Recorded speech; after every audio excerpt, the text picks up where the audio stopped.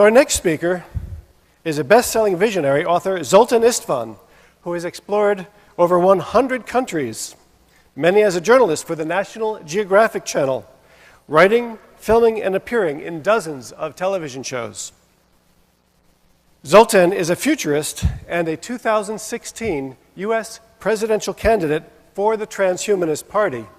And I understand, it's my understanding that he's actually polling in 5th place right now. And put that into perspective. So you've got Republican, Democrat, Green Party, Libertarian, and Zoltan. That's quite amazing.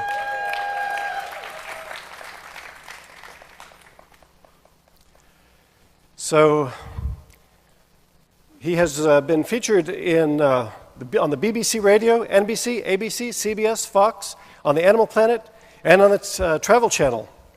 He is a philosophy and religious studies graduate of Columbia University and resides in San Francisco with his daughter and physician wife. And he's got a great book. I'll tell you, he just recently published The Transhumanist Wager. It's a novel, a bestseller on Amazon. And let's give a great welcome to our next speaker, transhumanist Zoltan Istvan.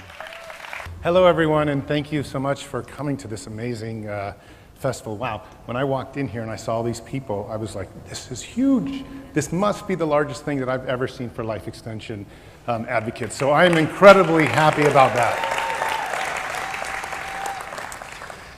When I started running for the presidency and forming the Transhumanist Party just about 2 years ago now, there wasn't this yet. There wasn't this excitement. There wasn't so much media. There wasn't so much money. There wasn't so much energy into the transhumanist field or into the life extension field or into the biohacking field or whatever field it is that is getting us to the future quicker.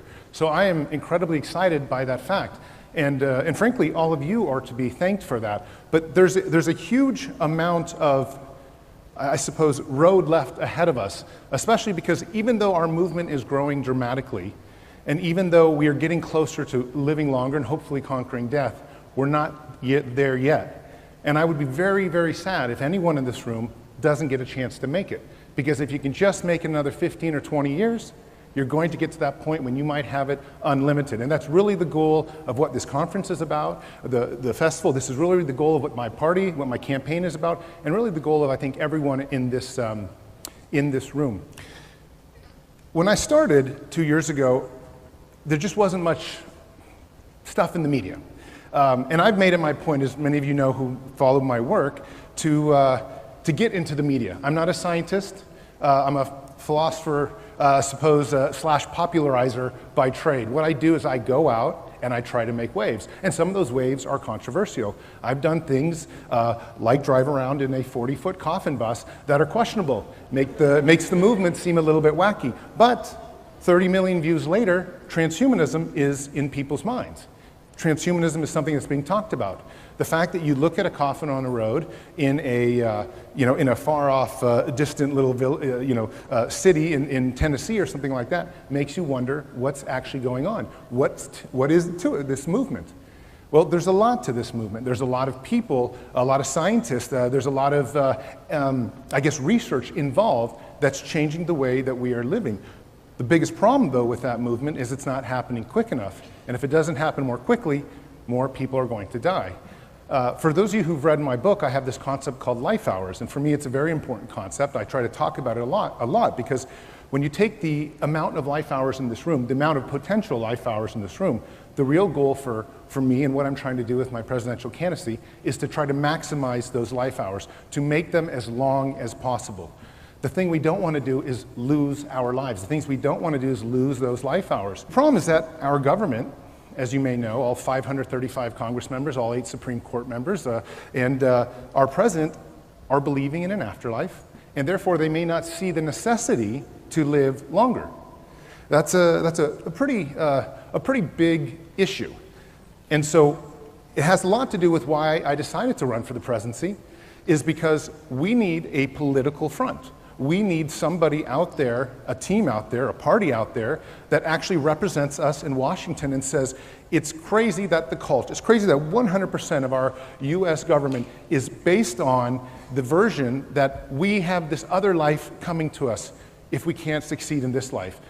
And that doesn't work for a lot of life extensionists, especially myself, who's making it a point to try to live as long as possible. There's no way that the government is going to spend the kind of money that we want on anti-aging science unless we can change the culture. And we have to change the culture by getting into the media, by driving crazy buses around, by having festivals like this, and by having scientists come out and say, we're getting closer to conquering death. It's a giant movement. It's a movement that's comprised of many different types of areas, whether it's cyborgism, whether it's cryonics, whether it's biohacking, whether it's transhumanism, whether it's singularitarianism. It doesn't really matter what it is. It's all going to the same point where people have power over themselves, and they especially have power to eliminate death if they want and to remain with their loved ones.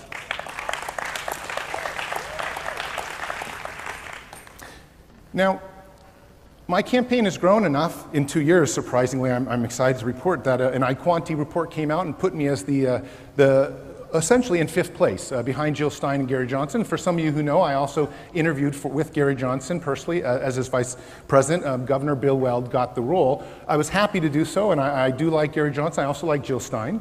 And I like the idea that third parties in America are making a rise and getting some traction. For me, though, it's not about politics. I'm just a centric person. I don't really care too much if it's this way or that way.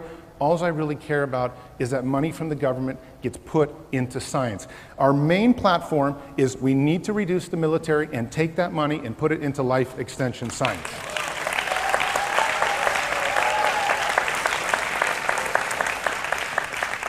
Right now, 20% of the federal budget is going to defense, to making bombs, to making bullets, to fighting wars in far-off places that probably 99.9% of us are never, ever going to step foot in. And only 2%, if that, is going to science. And of that 2%, a fraction is going to life extension science. That's a tragedy. I don't know how else to say it, but America seems to be deathist. This idea that we accept death in a way where it's something that's normal. It's not normal. There's nothing normal as to a transhumanist. There's nothing normal to someone who's a longevity advocate. Dying is not normal. Science is not normal. What we can do, though, not that it's normal, but what we can do is use this technology and use this science to literally eliminate one by one every disease, to literally reverse aging, to literally make it so that we can live perfect, happy lives in perfect bodies, the kinds we want, as long as we want. And that's really the main goal of what I'm trying to do on a daily basis with my campaign. Now, I was just in New York City last night, and next slide. And here I was campaigning at Times Square. It was great because, you know, the day before I was at CNN. Before that, I was at the convention. I was both at the Republican convention and the Democratic convention. I was campaigning and protesting. I had groups of people with me. We had our T-shirts on. I was interviewed with everything from the Young Turks to Playboy to a bunch of other main things, including PBS, NPR, and all these other things. It's the roller coaster is getting bigger for people recognizing that transhumanism, that a campaign, a movement is behind it, that there is a real drive out there to say aging is a problem, aging can be stopped, and there is science out there. And this is the most important thing that I think can happen, in my opinion. I love hearing all the science research. I love hearing all the others, you know, all the amazing technologies that are coming out. But for me, if we don't shift the culture in America, if we don't get it to a point when not every single member in Congress and Supreme Court and our president all believe in this afterlife, if we can't breed a culture that says transhumanism, living indefinitely, using science to overcome the tragedies of life is important, then we're not going to get there. Because the way we can really get there is to get $1 trillion from the government into the life extension field, something like we've never had. If we have that kind of moonshot investment, if we could just get them to believe it, then we will conquer death. In fact, everyone in this room will benefit from that. And that's something that has become the entire platform of what I'm trying to do with my presidential campaign. Now, I have a very unique situation before my time is up here. And of course, I'm not on the ballots in all states because it takes like $70 million to get on all the ballots. It's crazy how difficult they make it for third parties. to actually get voted into the presidency. They say anyone can run for the presidency. It's really not right, as either a new party or an independent needs a huge amount of money, many tens of millions of dollars. However, about 42 states allow in write-in ballots, and most importantly, we are already on the write-in status in Florida and Pennsylvania, and those are two battleground states. And as some of you know, Al Gore and George W. Bush fought it out in Florida, and Al Gore lost by 500 votes. There's a very real chance, come here November, that my campaign, given 10 or 15,000 votes, which we think we might have, might be able to shift the election one way or the other. Now, I'm not really interested in shifting the election. What I'm interested, though, is using the media to understand that a transhumanist might be able to tilt the direction one way or the other, or even throw my votes. So I've been actually campaigning and reaching out to all the administrations and saying, you know, if you can give me a position in your administration as some type of science advisor or in the cabinet, or a deputy cabinet position, I would do that in order to trade my votes. And if it's a close election, we might come to a point when you'll be seeing on CNN, Fox, and every other network in the world, probably 1 billion views in the end of November, where a transhumanist might be making the difference in who we pick to run our nation. Because I, of course, have no chance to win in 2016, but maybe in 2020, 24 we will. But we do have a chance to take longevity, life extension research, transhumanism, and put it at the forefront of the media so that a huge amount of people can see it. And the great thing about it is when people see life extension, when they see what anti-aging medicine is, they like it. I haven't met one person who wants to literally just, well, okay, I've met some people that want to die, but most people, if you explain it in a very normal way, like you'll have science and technology to live better, and you don't have to lose your loved ones to cancer and stuff like that, everyone seems to accept it. So there's going to be a moment, hopefully here in a few months, and I hope you'll all see it on TV, when something like that may occur. And if it will, it'll be a great boom for transhumanism and for the longevity movement, because so many people will be exposed to this what we call a radical notion now, but I believe in 10 or 20 years, when aging has probably been stopped, or at least aging has been halted to some extent, it will be a very common notion.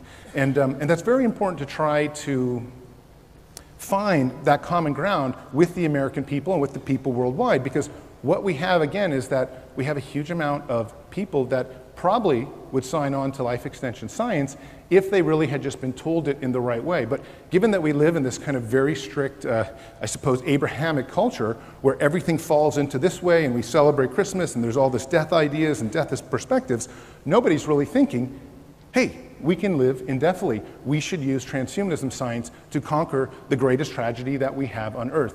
And again, this is why I think come here in a few months, my campaign might make a huge difference if we can just have all the stars align, and I could just get to the point when the media sort of falls down, and then we can start spreading those ideas dramatically.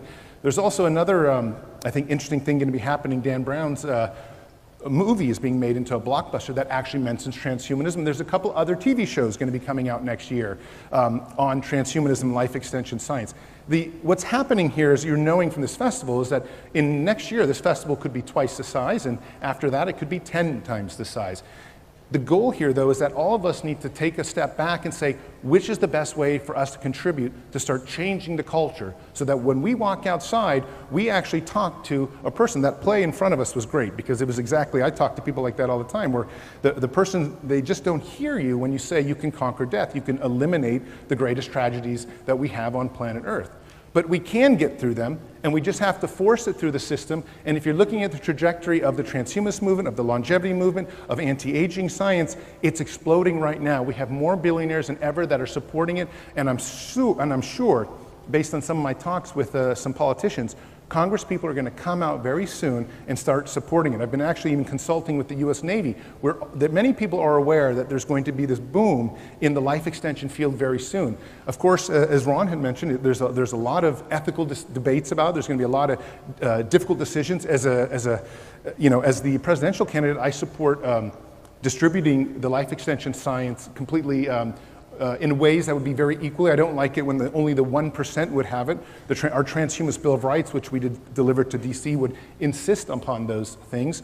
But I think those ethical issues outside of it, the most important goal that we have, and the most important thing that I'm trying to do right now in my campaign, is to raise awareness, because I'm a firm believer that if we can get many millions of people, tens of millions of people, to think of transhumanism, to think of life extension science as totally normal, the governments, money will start flowing into the research. And that will not just be a fraction of that 2% of the federal budget, but will be maybe half of the military budget. Could be $10 trillion at some point over 10 years. Those are the kinds of things that can make us have a science-minded planet, a technology-minded planet, instead of a planet that right now is geared towards dying.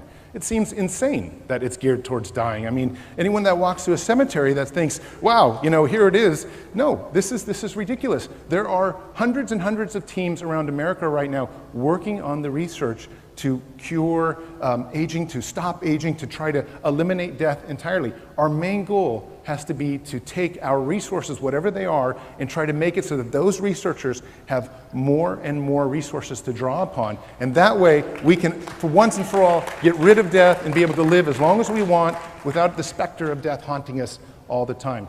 But thanks so much for listening to my speech, and I think we're going to have Ron come back and give it. Thank you.